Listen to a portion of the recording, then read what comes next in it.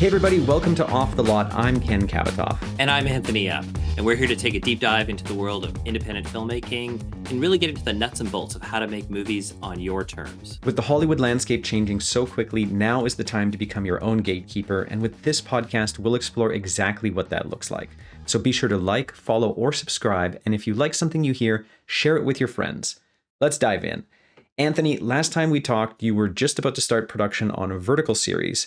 So are you still shooting it? What's going on? How's that been going? Yeah, we wrapped the first series on Saturday, and so shot for 8 days with a 1 day break after the fourth day, and immediately jumped on to prep for a second one, which will be another 8 days of filming as well. And I have to say, it was like drinking from a fire hose. Normally, on a movie project of any kind of scope, you have at least maybe 3 to 4 weeks. Even on MOWs, you get 3 weeks of filming, which we'll of course be talking with Crystal about today. But the idea that these types of films, 8 days, we shoot 15 pages a day, and Wow. we get about 8 days to 10 days of prep to get ready for it. And it's just you are consistently playing catch up with everything. You never ever get to stay put. What's the balance between, say, studio versus locations? I mean, or is the entire thing on location and every day you're moving to a new set? Every day it's the location shooting. So you're which location shooting basically means you're always just at a real space instead of shooting on a lot or in a controlled environment like a sound stage or something like that.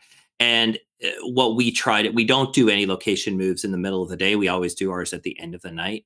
For this last one, we were in effectively four different locations. We returned to one location twice, so I call that four locations.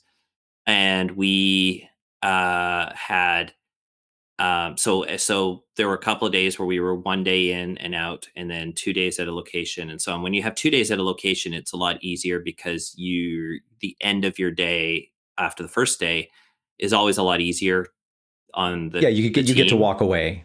Yeah, You get to without walk packing everything away. up and wrapping and then Yeah. moving to the next location. Yeah. Yeah. Exactly. So you're not driving trucks away at the end of the night. So usually what happens is each wrap out takes like at least an hour to an hour and a half if you have to leave the location. And when you can walk away, it's maybe half an hour just to clean up and get ready for the next day. So we were lucky there a little bit. And then this next one that I'm up to, it's only two locations. It's one exterior location for 1 day, and then the other location is the same location for 7 days. So that feels luxurious to me actually, because we can load everything in on the day that we get there and just kind of maintain things for the 7 days until we have to leave. Yeah, that's great. Treat it like your own little studio, ultimately. Mhm. Yeah. Wow. And what's the crew size on something like this? Roughly 30 to 35 people. Okay. We have two cameras running, and we'll have so that's not for a movie size, that's pretty small. For a short film, that's about average. We'll get we will usually have the impressive thing on these things is that they usually run with about anywhere from 25 to 30 speaking role cast members. Hmm. So Wow. you have a lot of roles in these films, and I think that puts the biggest strain on costumes and on hair and makeup, and of course on us because we're doing all the contracts. Because one of the things you do when you're contracting with actors is you're contracting them based on the day that they're filming, and so whenever you have shifts and changes in schedule, you have to immediately look for the downstream effects of, oh, which five actors does this affect? Do we have to do we have to rebook them for a different day? So then this next one that you're prepping, is it tied at all to the one that you just shot, or is this an entirely new series?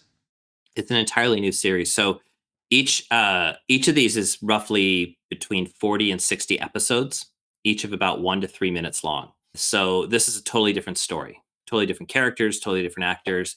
I shouldn't say totally different actors. We are finding that there's a group of actors who are taking day part roles in a variety of these, so they tend to be working more and more. Everyone I've talked to on the last one said, "Oh yeah, I worked on the last couple of vertical series over here and over here." The interesting thing on this one is that our lead male actor from the last one is actually the lead character on this one.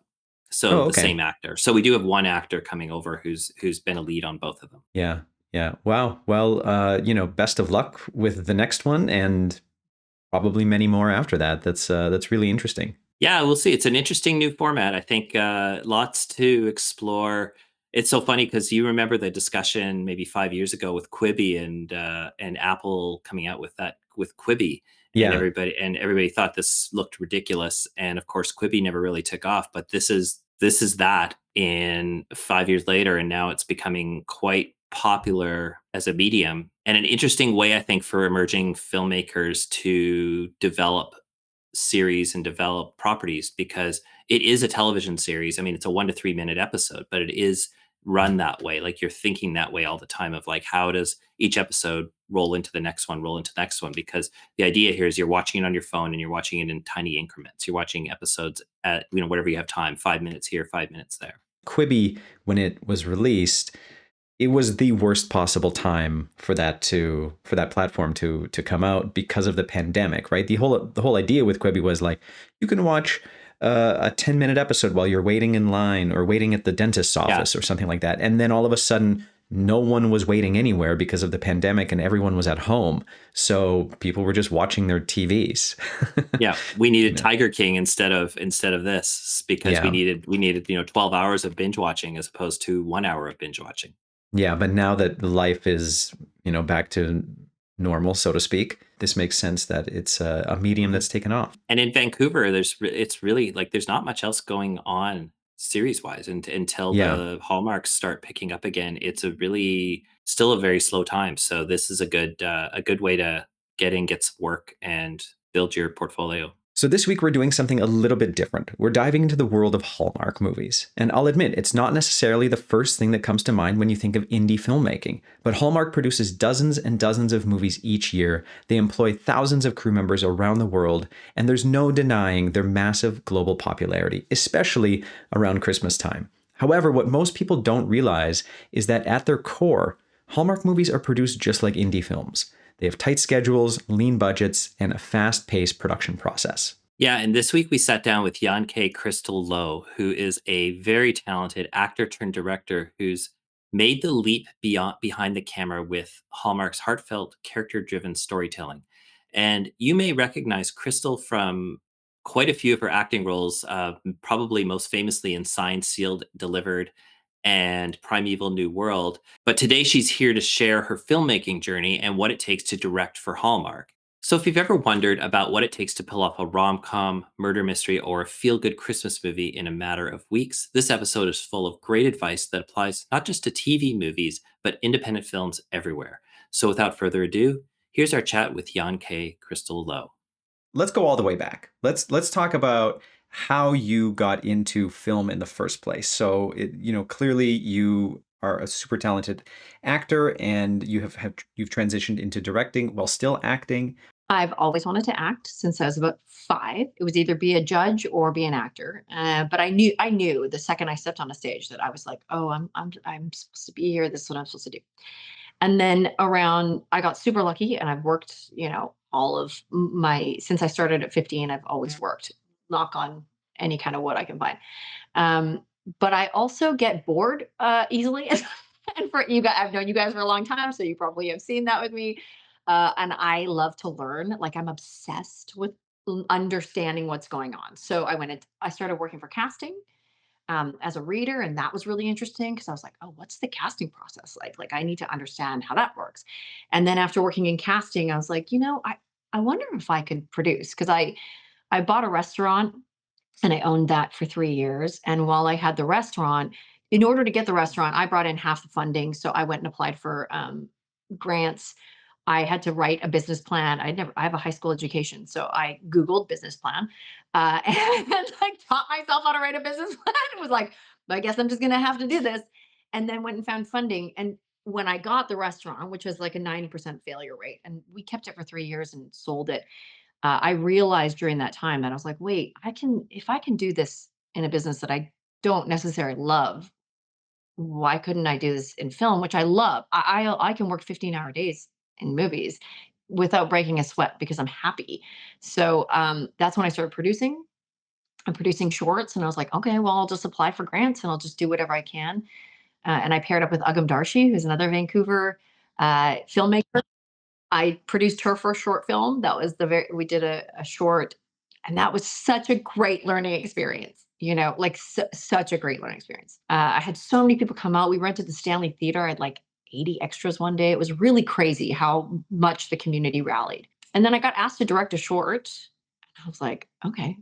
I'm also somebody that never says no to anything. So if people ask me, I'm like, yep, I can do it. Sure, absolutely. Do I have an experience? No. Will I jump off a cliff?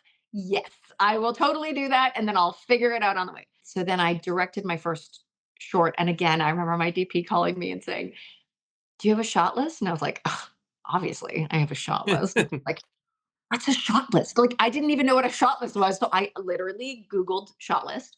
And I was like a medium and a tight. Okay. And then I lied on my kitchen floor and I called my mom because I was having what I thought was a heart attack. And she was like, what's happening? And I was like, my chest is tightening. I don't know what's happening. And she said, oh, honey, that's anxiety. I was like, what's anxiety? I never had anxiety before. And that was my first memory of putting together a shot list and thinking, I actually have no idea what I'm doing. Like, I genuinely don't know, and I had friends, Juan Rittiger, who's Uggum's husband, was like, well, how do you see this scene? I was like, I don't know, freezing. And then as the time got closer and closer, and we looked at locations and we got the team together, I was like, I can do this. I know I can do this. I just have to go in there and make it happen. I have to just believe that I have the ability to do it, and start doing it. And so day 2, I think, one came up to me on set and said, you look really comfortable in that chair. Like, you look more comfortable than I thought you would. And I was like, oh, weird. That night we did a night shoot and I drove home in the morning and I still remember it like it was such a clear memory. The sun was rising. I could see it over Hastings in Vancouver. We were coming back from East Van and I could see the peony. And it was a moment of like, I think I'm supposed to do this. Like, this feels right. This feels so good and it feels right. Like, you can't really explain that to people, anyway. So from there, I just kept trying and directing other shorts, and Anthony and I met when we did that. We did The Curtain, and I was asked to direct that. And that's where I really fell in love with color theory. And then that became like a weird obsession, which is still there. I'm still obsessed with color. That was a moment where, and I'm sure every filmmaker listening to this will agree, it's like those light bulb moments, I started looking up color theory and then I saw the poster for Moonlight, which is one of my favorite movies of all time.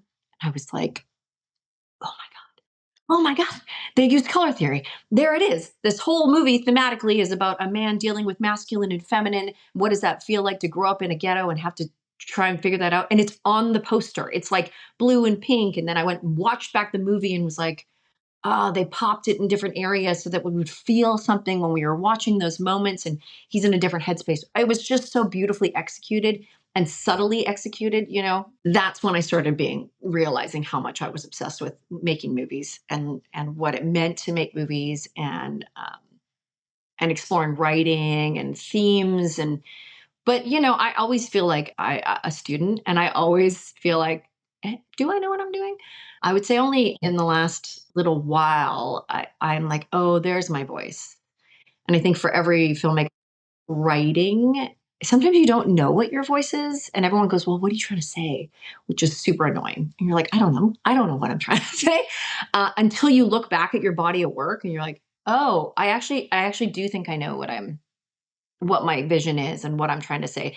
It's here. I was in the middle of the journey, so I haven't been able to reflect. That makes sense? Yeah, you're too close to it, right? You need to take a step back sometimes and take a look at your body of work and what's consistent between everything that you're doing. Well, and that's I realize, especially with my own writing, I really love themes of accepting yourself just as you are, and nobody being allowed to tell you who you are, because you're in charge of your own destiny and of your own story, and you have the ability to change that at any time. That is just a story that I seem to want to tell. And maybe it's because it's mine too, And then most recently, to jump forward, I got the Make Her Mark program with Hallmark. So Hallmark is doing an initiative called Make Her Mark, created by Ashley Williams. And so it's to find female filmmakers. And if you get chosen, you get to shadow a director from prep to post. and then you are given your own film, and your mentor that you shadowed becomes your creative producer. They really wanted to safety net, because I think the idea was that sometimes we want to uplift people that don't have voices, and then we give them a position they're just not prepared for. And then when that doesn't work, we go, well, we tried, and then they never get those positions anymore. And this was built to safeguard that, to make sure even when I got my movie, I had a director who is now my creative producer there with me to essentially give me guardrails in case I went off, I wasn't losing their X million dollar movie or whatever. But yeah, I was the first recipient of that. So I directed my first feature length in last October in Ottawa, where I knew nobody. So that was Oh, interesting. Okay, so in Ottawa, because Vancouver is like a Hallmark town, basically, and there's always something shooting with Hallmark, which is great because it's this like side of the industry that just keeps going, and it's fantastic. I didn't know that you shot in Ottawa. Yeah, what was that like? Well, first of all, my mentor that I got to follow was Jessica Harmon, who was amazing. I don't know if you guys know Jess, but Mhm. she's so interesting to shadow because we are not the same kind of director. We're similar, but we have differences, and I got to really learn from her. She loves a oneer. I mean, it's just her jam, man. Like that is, and she's really, even though she's an actor and an actor's director, she's definitely a camera. She loves camera.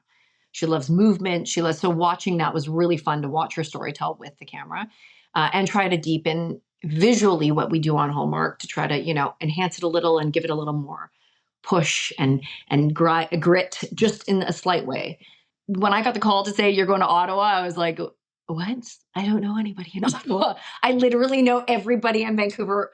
You're sending me to a place where I don't know any of the crew. Like okay, which was tough because in Vancouver, I could call anybody and be like, hey man, can you come help me out? And they would, just because we're friends. And so I was very nervous, but it ended up being like the best experience I could have ever asked for. I think sometimes in Vancouver, what's happened is that because we're primarily a service providing city, we get our voice taken away a lot, right? A lot of the time we make suggestion. It's like, well, I got to talk to LA. Well, I got to talk to the people in whatever that means. And then, a lot of us kind of go, okay, well, I guess I don't really have any power or creative suggestion in this anyway. So I'll come, and I'm crazy killer at my job, and I'm fast and I can do it, but I've been squashed from that spark sometimes. And so what I did find in Ottawa is that because they're still new, the crews were like, what do you want to try? Oh, okay, we're going to storytell. And, when I direct now, I hadn't for that first one, I do a full Bible for the crew that gets sent out to the crew, talking thematically, talking about here's what we're doing, find our little light. Like, you guys are all storytellers. That's why you got into this career. And I try to treat every one of my Hallmark movies like a little indie film. And I keep saying to people, I don't want to come to work and treat this like it's, we're just making it. We are making it for a brand, but don't worry about that because I'm in charge of making sure we do that. Like, let's us collectively come here and pretend this is the last movie we're going to make. And this is like a little indie that we raised a couple $1,000,000 for, which would be pretty great if we had an indie. Let's try and come in that way. And it really changes the dynamic, I feel like, on set. Well, that's one of the reasons why we wanted to talk to you today, is because even though Hallmark is a studio and has a network and there's a bit of a safety net there, you're dealing with budget levels that are ultimately indie-sized budgets at $2 to $3 million normally. So you have to approach these films with an indie mindset, and so that's so great that you mentioned that. And let's dive into what that's like, about how you approach each of your projects. You've directed now 3 Hallmark features. Yeah, and I've done all 3 genres. So that was interesting. I did a rom-com, and then I did a Christmas movie, which in July, which everybody warned me about. And I was like, I'll be fine. And I was like, oh my God, if I have to hear about any more trees and what a coniferous or whatever those trees are, I will punch myself in the face. It's so interesting because you get so into like the machinations of what Christmas means, and by the time you actually get to Christmas, you're almost like, oh, I already did this like 5 times. It feels like. Yeah, no, it's true. Well, and also just dealing with the snow aspect. It's just the technical stuff of like, how do I Yeah. shoot this tree out? Oh, I can only shoot in this tiny box because I can't show anything. Like, all that stuff was, and how much snow do we have to have? Why do we have to have all this snow? Not every state in the US snows like that. Can people just have a little bit of snow and it still be Christmas? And then I just did a mystery. My second movie was with Alison Sweeney, who I'm obsessed with and I adore. Oh, And amazing. halfway through the Christmas movie with her, she asked me to do her mystery. So that was a big compliment for me. Yeah. And I got to do her mystery, that's a whole other thing, because the mysteries are plot driven, so Right. that's a different thing, because I love theme and character.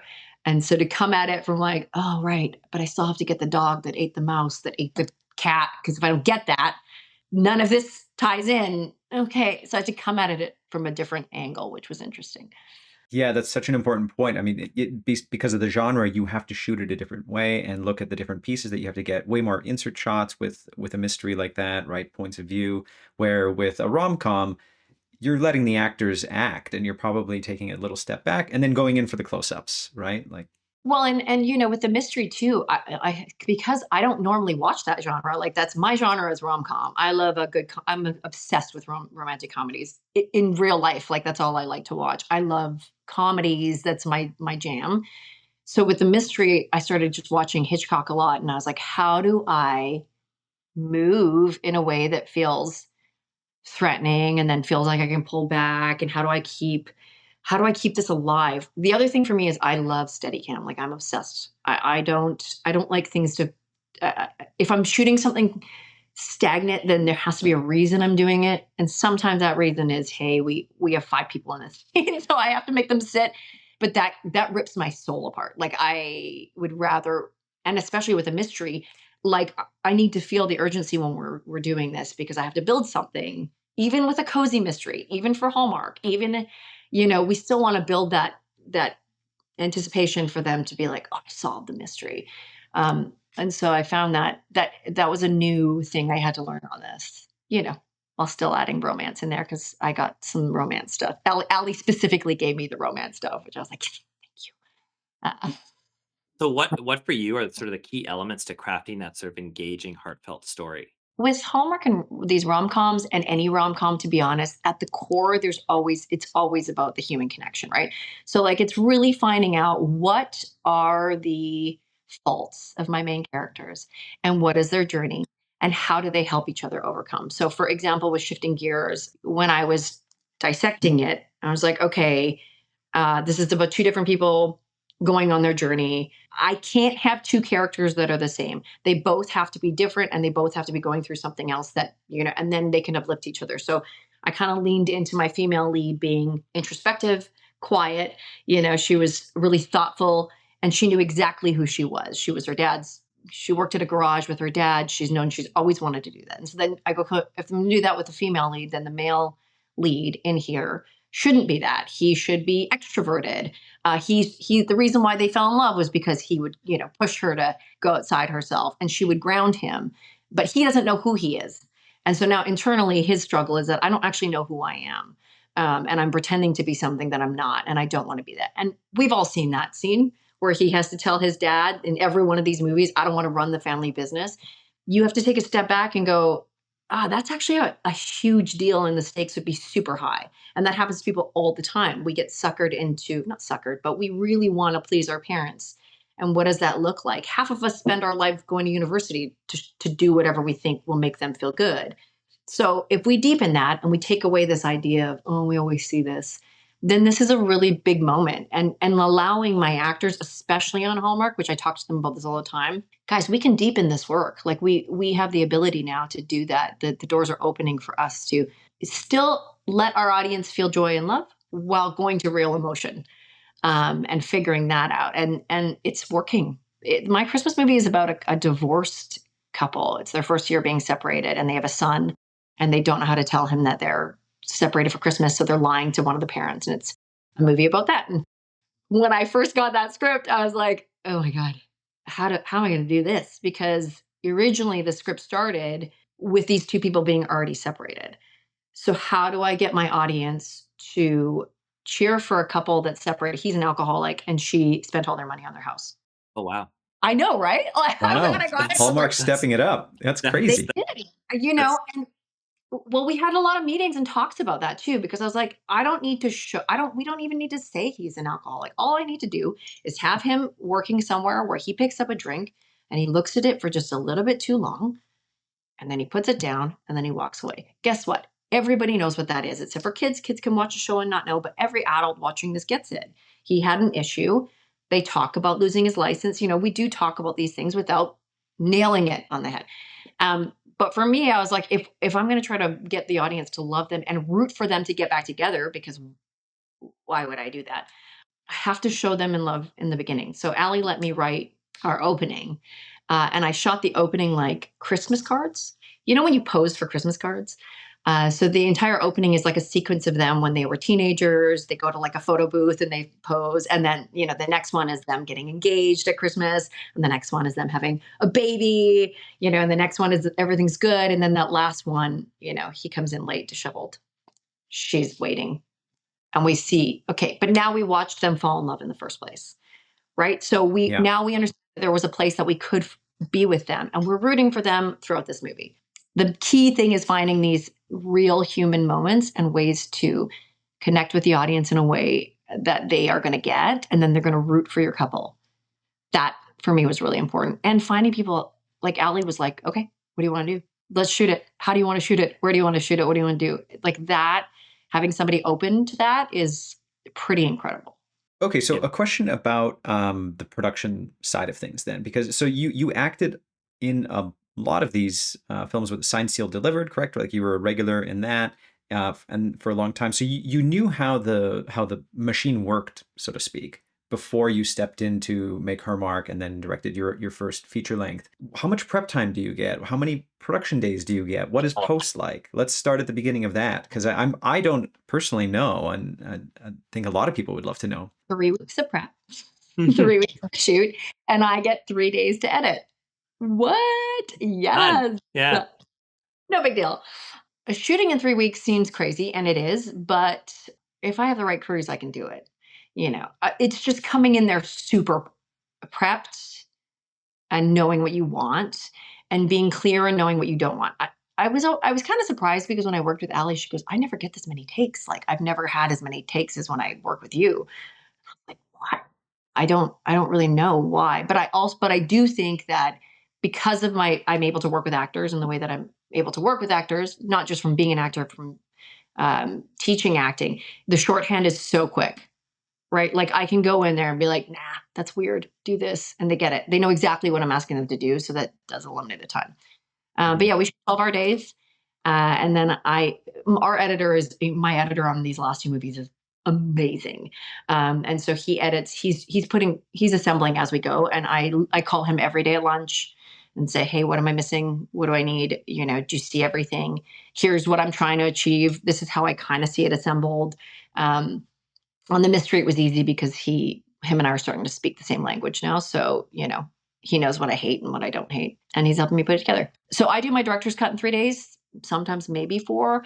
And then Allie or whoever's producing for me would do their cut. They get about 4 or 5 days, and then that goes to the network. Yeah, it's a Yeah. very quick turnaround, isn't it? It's kind of like one day there's no story, no script, no crew, and then in 3 weeks you're on the set. Yeah.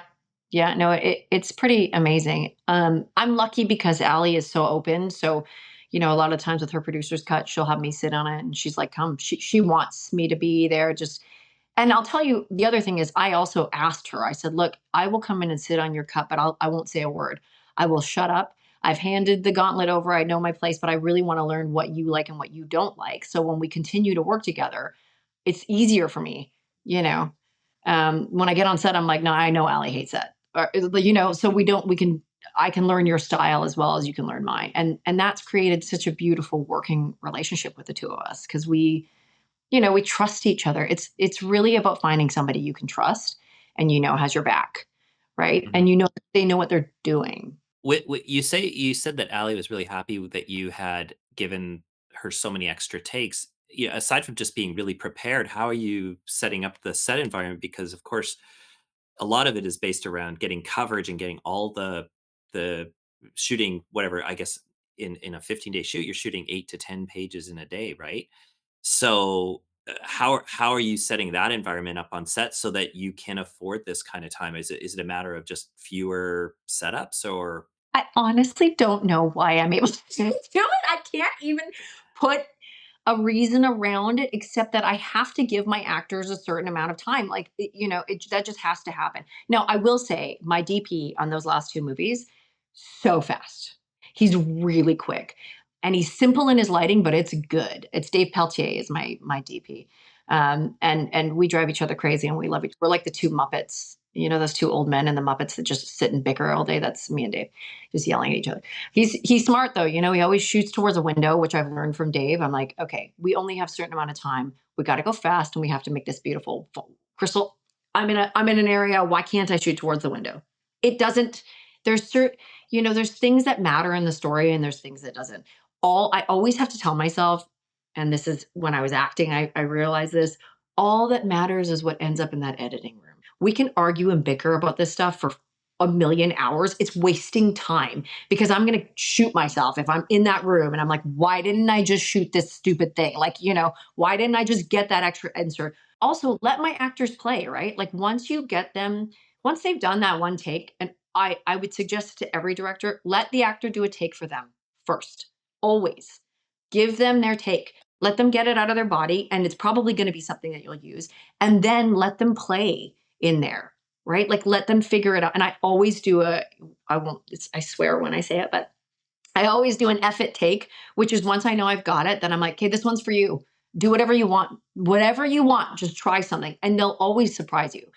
Like in my first loves and hates me, but like, I check my phone every 5 minutes. I'm like, what time is it? What time is it, guys? We got to move. Like I'm always actively moving the train forward as well. I don't just rely on my first to tell me what to do. I think our A-type personalities take over to an extent. Like as a director, I try to just be the director and have the director's hat on, but I can't help but just be like, wait, this is taking too long. Like it looks great. Let's like it's the 80-20%, 80-20 rule or whatever it is, right? Like it's going to take so much longer to fix that last 20%, but we don't necessarily need to right now. And DPs obviously want the best looking picture, but we need time with the actors. If the actors can't perform, the movie will bomb.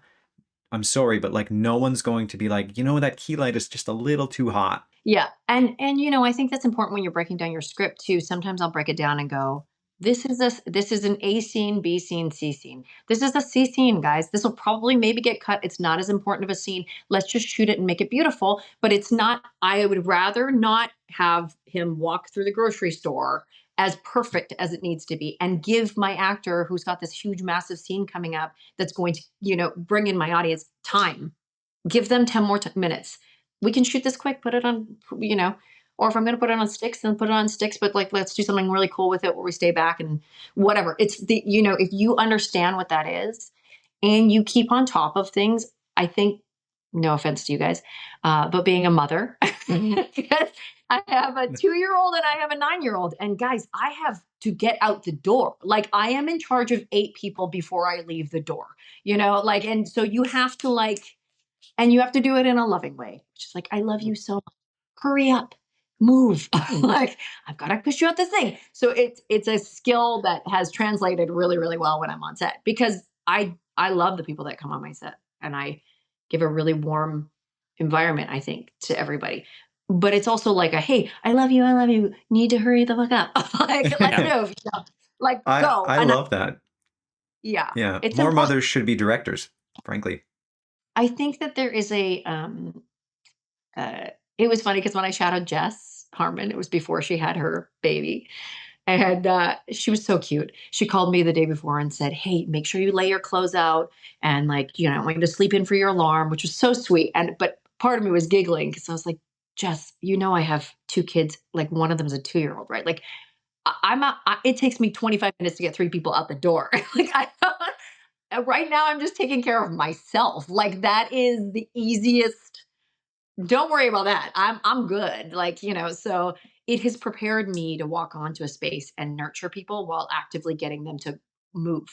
And it's knowing what to prioritize and what to like you said, what to offer this sort of the C-level grade to in terms of, okay, yes, we're not going to do it if we're going to do it badly, but we're going to do it, but we're not going to spend precious time on one area of the show just so that we can check the box that we gave everything equal time, if you will.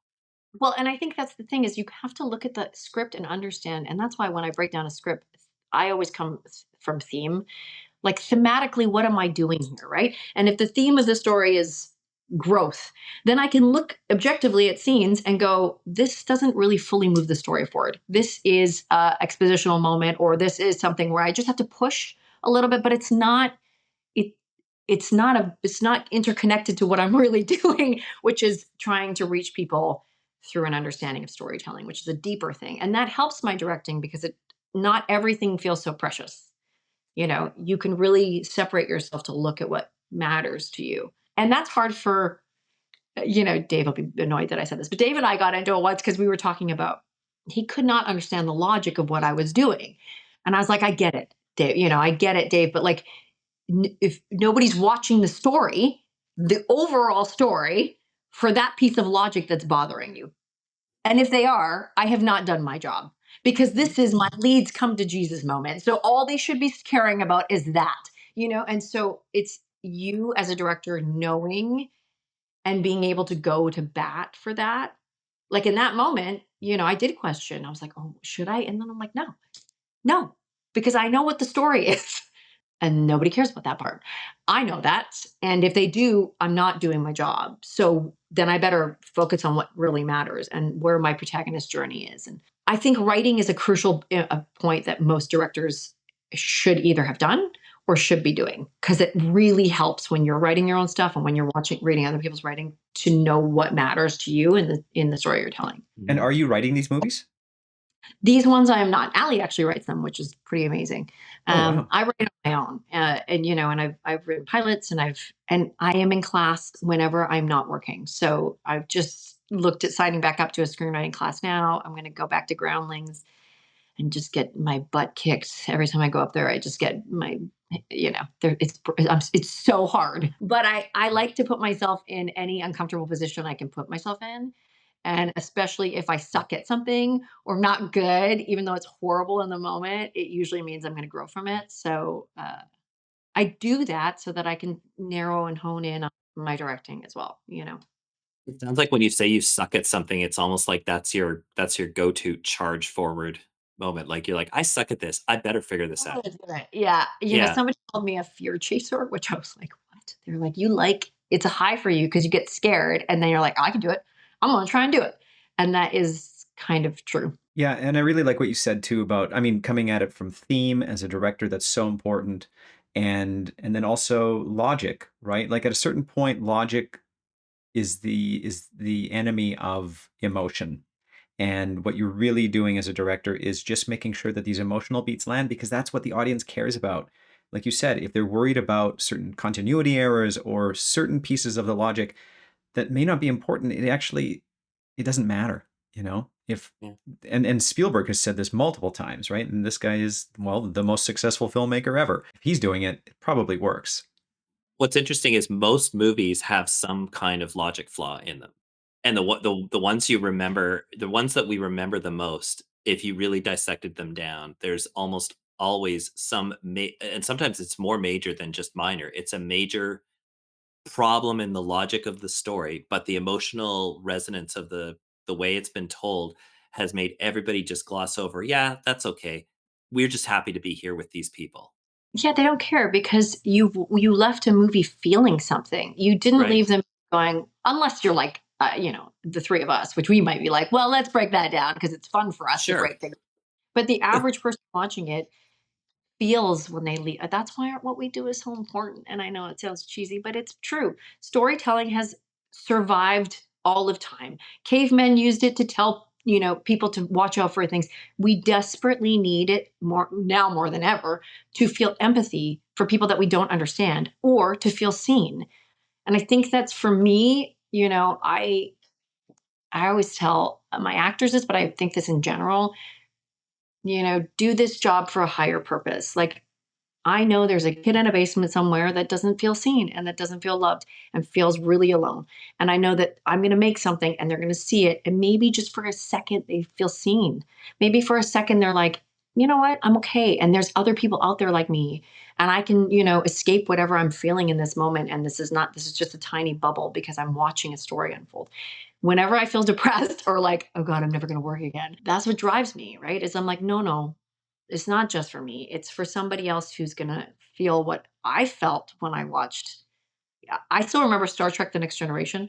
I watched every episode of that. I had a cutout of Deanna Troi in my bedroom because, my parents were going through a bad divorce and it was my escapism. I got to watch Data feel emotionless and then I felt like I understood him.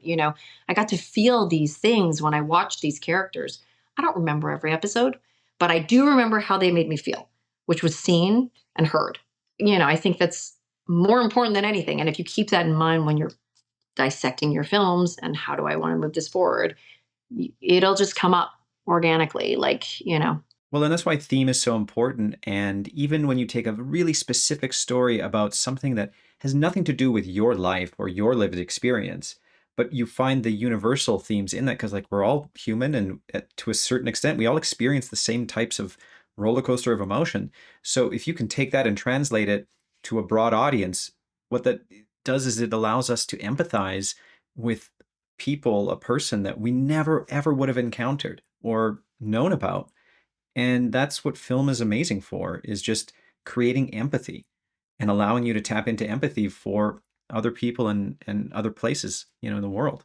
Well, that's why I love Moonlight so much because it's one of my favorite movies of all time. I just watched it again the other day. Barry Jenkins, and who I love so much, he was talking about, making the ghettoized areas in his film look beautiful, right? With classical music and showing the beauty within the community. So even though you feel like, oh, that's a scary thing, look how beautiful. There's pieces of beauty and community and people that come together and actually genuinely want to help each other while also battling, trying to figure out how to survive.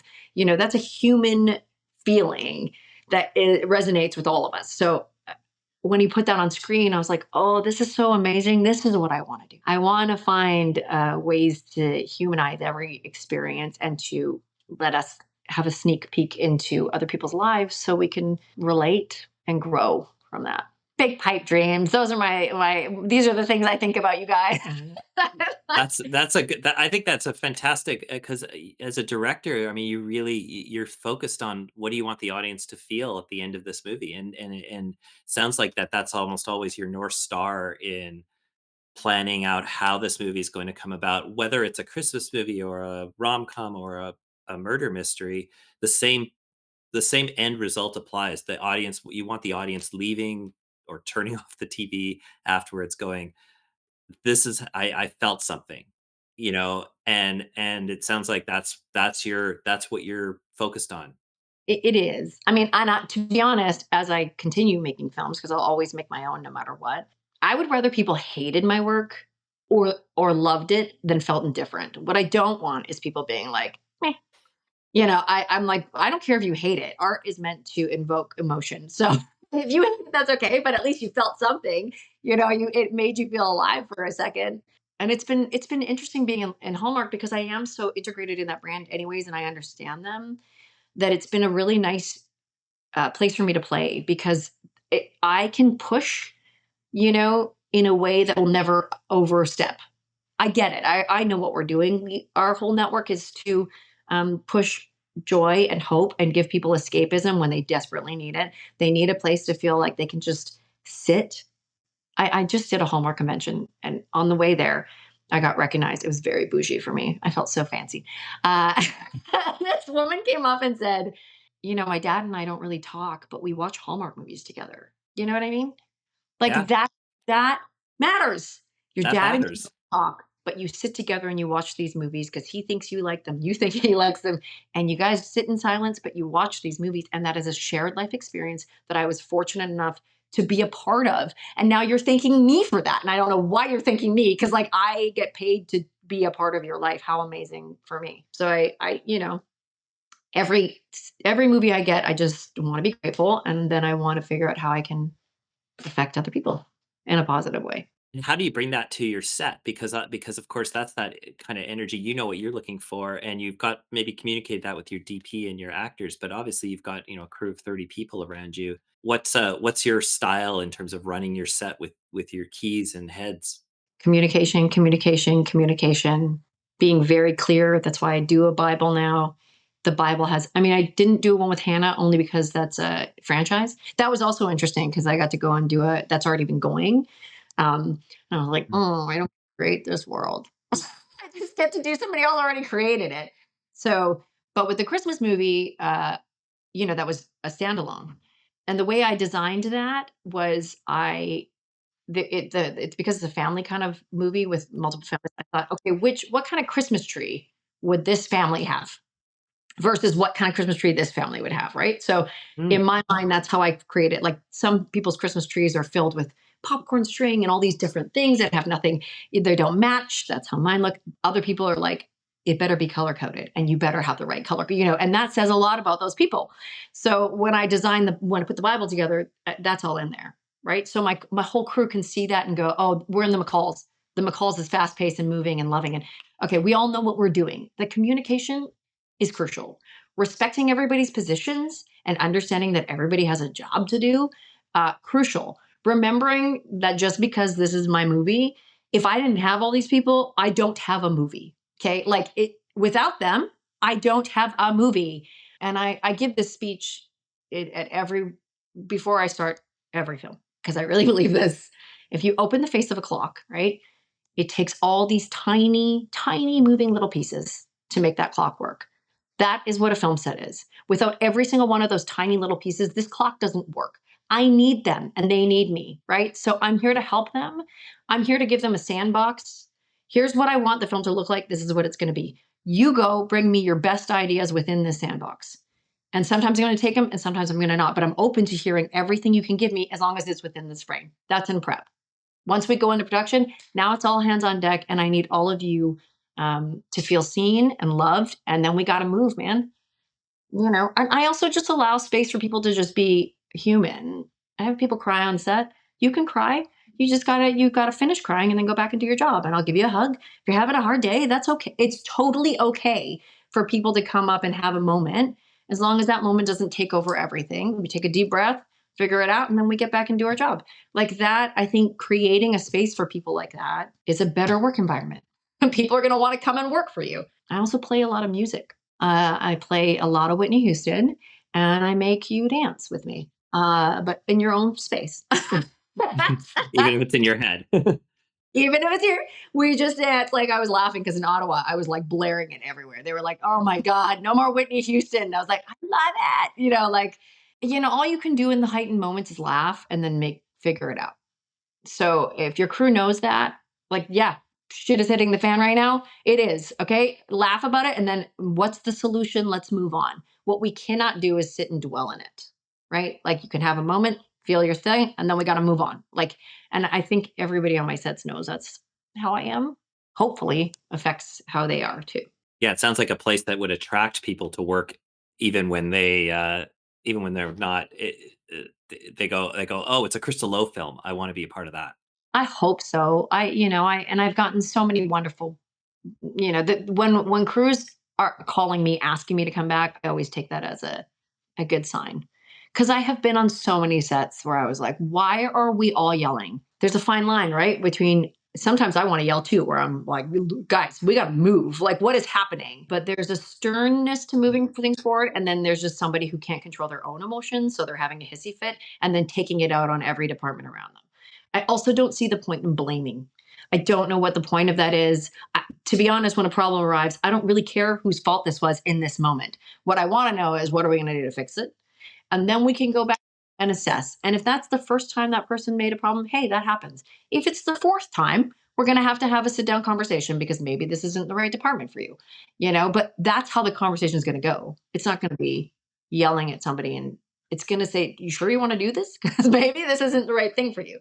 Where else can I put you that you would really excel in, Right. and conversations are not that hard to have. Yeah, especially if you're creating the environment where that conversation can be had in a little more of a receptive and safe environment, as opposed to it feeling, because film set, as we've all been on the film sets where it is fear. You're afraid to make a mistake. You're afraid to be a second too slow. You're constantly on edge. And then when something does happen that maybe even wasn't your fault per se, but you get pointed at, you don't feel like you can't fight back, you can't do anything about it. And what's the point of that? Like, I really don't know what the point of blaming it. It's the only reason people do that is because they're scared something's going to happen to them. Nothing's going to happen to you if you just say, "I took responsibility for on me." For me, I don't care in the moment. I just care about the solution. So just tell me, okay, that happened. That's a big mistake. It's going to cost us money. So how do we fix it? Because there's Mhm. always a solution, and sometimes that solution ends up being better. And I don't care about bad ideas. Throw any idea out because sometimes I'll find a morsel that I'm like, "Oh, that actually works. Let's try that." Great, moving on. Like we will deal with the this didn't work out later. I don't need to deal with it when I only have 12 hours to shoot. It's a waste of our time. It really is. And then it just makes everybody feel stressed and nervous. Why? Why am I doing that? I want people to feel comfortable when they're there so that we can move quickly and smoothly. Yeah, that's so true. It's just you can't dwell on it, and shit happens. Okay, we'll talk about this later, but let's find the solution now. I also like what you said about the bad ideas. I come from the writer's room, and the thing about working in a writer's room is that most ideas don't work. But we encourage bad ideas because the bad ideas lead to the good ideas, and knowing what something isn't is just as good as knowing what it is, and it's going to get you there. So come in with any idea because somebody, when you have five minds on it, somebody's going to think of something that leads to the brilliant thing, and it's going to make it better. There was when I got the other reason I go to groundlings is not just to get beat up, but they they taught me something that I always think about too. They taught me about the gray area in the brain. So with improv, there's like the gray area they call it, which is when stuff just comes out of your mouth. You're not thinking about it. You're not trying to make it funny. You're not trying to make it. It just that's usually the best stuff that we can because there's such weird random stuff that if you didn't you kind of just let this your imagination free will come out. I love that stuff. Those ideas are and then you're like, that's ridiculous. And then you take a second and you're like, maybe it's not ridiculous. Maybe that's brilliant. Maybe that's super weird and amazing and we can use it. Um, I just did a short film that I'm now writing as a feature for I got to work with Fred Roos. I don't know if you know who that is. I had this really crazy, experience where I met with him right before he passed away. And he was doing a short film. He was looking for a director for a short film with an Asian actress named Irene Sue. And so they had a script, and I'm doing rewrites on it right now. But I put together this trailer. Irene was like, "Well, I really want to cast this guy because he can tap dance." And I was like, "What? Like what? That has nothing to do with the story." And then I thought, well, maybe it would be cool if he could tap dance. Like, how could I incorporate that? And then I thought, you know what? I'm not going to say no to any of this. I'm actually just going to say yes to all of it, and I'm going to make this as weird as I can make it because this is an area for an independent where I can actually just do whatever I want. Like I'm going to make it so weird, and it ended up being one of the best parts of it. I turned it into a tap dancing fight. So they have a full fist fight with these gangsters, and he tap dances, and the other guys do like a West Side Story fight, and it's the best part of the short because it's so weird, like comes out of nowhere. And I paired it with Marky Mark, Good Vibration, and I was like, this is my favorite part of the movie.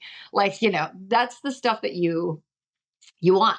That's the stuff that you want to play around in. And you can't always do it on, for a big brand, but you can do it on your own. And experiment, and yeah, you have to take risks and see what works. And sometimes it doesn't, but this sounds awesome. I love that. Yeah. And I do think, for filmmakers that are listening to this that want to, it wasn't until I accepted that I was a filmmaker, regardless of whether people gave me a shot or not, that I got my shot. I am a filmmaker.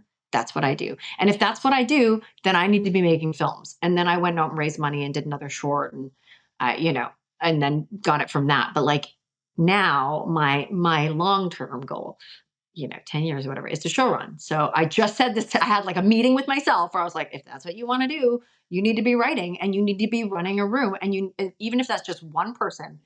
So I started this thing. My friend's going to be coming over weekly, and there's a pilot I wrote. We're going to beat out a season and start just trying to shoot it on my phone. And I bought a gimbal and put it on YouTube. And people like it, great. And if they don't, I don't really care. We're just doing it for me to get practice show running because that's what I want. So like you have so much you can do now on your own. I think the trick is as a filmmaker is to do it without caring if somebody likes it or not. Yeah, and without someone having to validate your permission to be there. Like you said, you're not waiting for someone to say, "Okay, Crystal, you've passed the filmmaker test. Now we'll let you make a movie." It's like you're just saying, "No, I am a filmmaker, and if I'm a filmmaker, this is what filmmakers do." Yeah. And I do think that like it was really hard for me. I have imposter syndrome a lot. And sometimes when I step on I step in on stage or out of the van and the crew's like, aren't you an actor? Weren't you in horror films? And I'm like, I was. Here's what we're doing. And maybe in hindsight, they weren't even looking at me like that. Maybe that was just my own insecurities, right? Like maybe that was just me being like, I think they don't think I know what I'm doing here. But I think it's just trying to find that's why finding your voice is so important, finding what you're trying to say and just being like, this is what I do. And you either can have me come on or not. Even in my interview for Maker Mark, I said to them, I'm a filmmaker, whether you give me this or not. And if you don't give me this, I'm going to keep making movies and I'm going to keep calling you every 6 months and sending you my movies until you give me one of these, until you see that I'm doing it. And that felt good for me.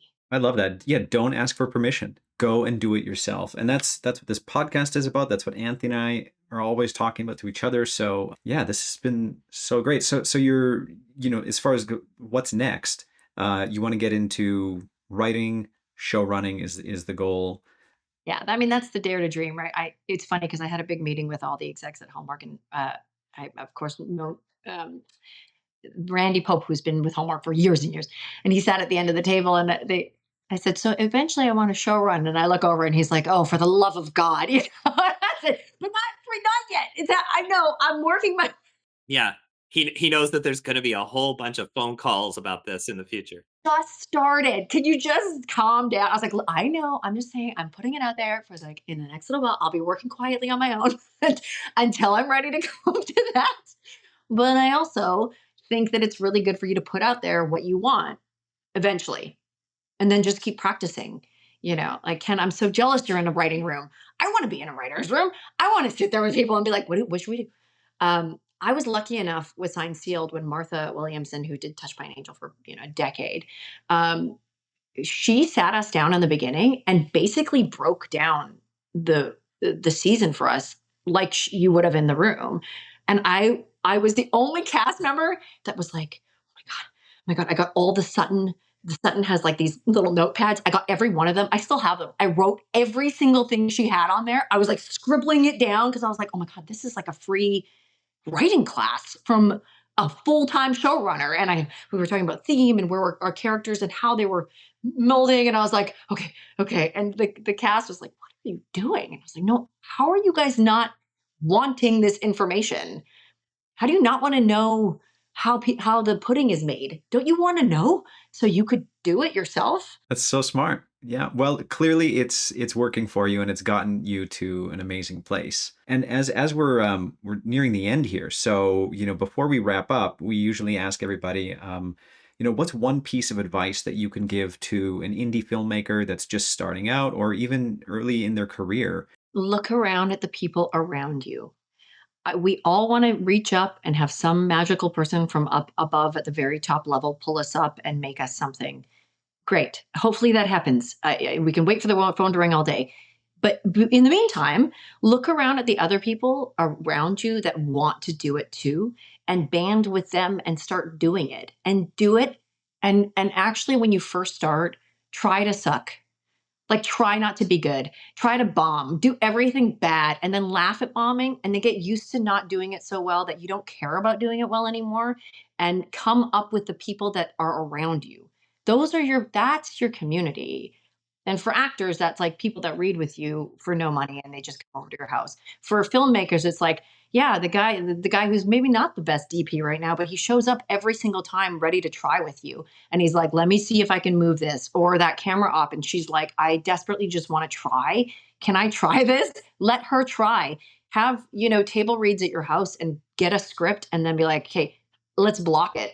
Let's get it up in the room. Can we get 2 actors? Start doing that stuff. The community that you build that way, which is really the three of us on here, which is making me laugh, this is Mhm. the community that you're then somebody in that group is going to end up doing really well. Well, it's like IAD'd your film, right? Like it's or your short. Yes. And I don't forget that. You know what I mean? Like, you don't forget the people that helped you when you were struggling. You remember them, you appreciate them, and you're going to actively want to help them again because that's your crew. That's the people that you came up with. That's a different thing. The people that are already up there, those people Spielberg, he has his own crew that he came up with and went through the trenches with. Make your own little crew and then start, and you might get people roll their eyes at you and think what you're doing is stupid. Who cares? That's what I'm saying. Like, commit to bombing as much as you can. Commit to doing things bad, and eventually you won't care if it's bad and it won't matter to you anymore. And the less you care, the better it is, because then you're going to start making stuff that you like love. Apply for grants. Google grant application. That's literally what I did. Like, I have a high school education, guys, but I have a determination that is beyond anything else. That's really what it is. Once I want something, I'm doing it, and I'm going to do it no matter what it takes. I think that's more important because you can educate yourself at any time and place right now. Wow, that's so inspirational. I love it. Incredible. Thank you so much. Oh, I'm sorry I blabbed so much. I get it. I love this topic, as you can tell. No, it's so great. And yeah, thank you so much for joining us, Crystal. This has been a blast. And can't wait to see your next one, and then we'll watch your show. Yeah, it's coming out. Hannah Swenson Mysteries. It's coming out in the next couple of months, I think, and hopefully I'll be doing more of that as well. That's fun. I want to start moving into series too and see if I can learn how to direct under somebody else's eye. All right, so that was such a fun chat with Crystal. It was so great to go behind the scenes of a side of the industry that I honestly don't really know too much about. But it's clear that no matter what you're producing, whether it's a Hallmark movie, a Marvel film, or a no-budget indie, the process and what it takes to tell a good story is universal. And so, what were some of your big takeaways from that, Anthony? From that standpoint, what I really admire about Crystal is that her real focus is on what is the audience experience out of this. She knows she's making, and she loves this genre too. She loves the Christmas movies and rom-coms and those types of films. She's really into it. And so she watches and directs these from an audience's perspective. And I really like that. I think that for directors, it really shows there's having a passion for the story you're trying to tell and having a real desire to make the audience feel something and feel what you want to feel at the end of this movie is something I think that drives every decision she makes on set. So from making sure that her actors have time to get extra takes to getting the right coverage and all those things that when you are an indie film and you're shooting for such a short length of time and days, oftentimes we're just rushed to get through and get just enough to get us into the editing room.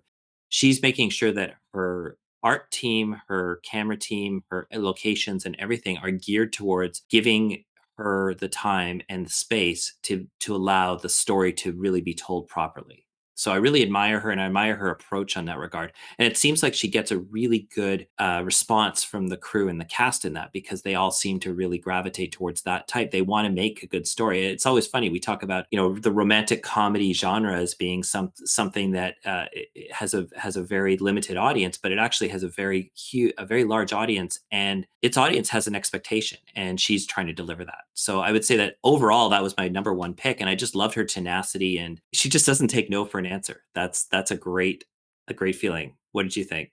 Yeah, exactly. And just on that note, like we've known Crystal for so long and she's always been that way, right? Like if she didn't know something, she learns it. And she's just one of the hardest working people you'll ever meet. And just that idea of her sitting in that meeting with the Make Her Mark program and she's like, okay, if you don't give me this, that's fine. I'm still going to make my movie. I'm still a director. I'm still going to keep pursuing and I'm going to call you every 6 months until you give me this job. And she just won't let it go in the best way possible. That's what it takes to succeed in this industry. If you're not giving it your all the time, someone else is, and it's just it takes that much effort and that much work to make it. And clearly, it's paid off for her. So getting to make these 3 films and set her sights on one day show running a series. She knows what her trajectory is and she's going for it. It's super inspiring. She really has an attitude of bringing her crew along with her. Like, Yeah. she has grown up with her crew. She isn't telling everybody, look for the best key head of department, or look for the best director of photography out there. She's bringing her director of photographies up with her, who are excellent in their own right. Her big advice was, make your own little crew. All your connections are right in front of you. You can build that small team of that will help you make your next movie, and you'll grow up with them. And those people will grow up with you, and they'll help you make bigger and bigger and bigger pictures. And the more you get familiar with your team, the better your pictures will become, because you'll have a shorthand with your director of photography. You'll have a shorthand with your production designer, and so Yeah. on. And we see that in the famous directors, right? Like Martin Scorsese has his people. Yeah. Chris Nolan has his people, and Catherine Bigelow has her people, right? Like, these are the people that Yeah. they make films with, and there's a reason why they bring them on each one, because they have a language between them, and I think that's something that's really important. It's really important for us as filmmakers to develop our teams as much as we develop our stories. Yeah, I totally agree. That's something that I take into account all the time when I'm making my films. And yeah, when you spend 15, 16 hours a day with somebody, you want to make sure that, that you get along. And when you do, you're like, okay, you're my DP, you're my production designer. We're going to keep making things together. And you build your troupe. That's what it's about. So that's it for this week's episode of Off the Lot. We want to hear from you. If there are any topics you want covered or any questions you'd like answered, please email us at podcast.offthelot@gmail.com. You can also find us on Instagram, Threads, Blue Sky, and Letterboxd. Our handles are in the show notes. Be sure to like, follow, and subscribe. We'll see you next week. See you, Anthony. Have a great weekend.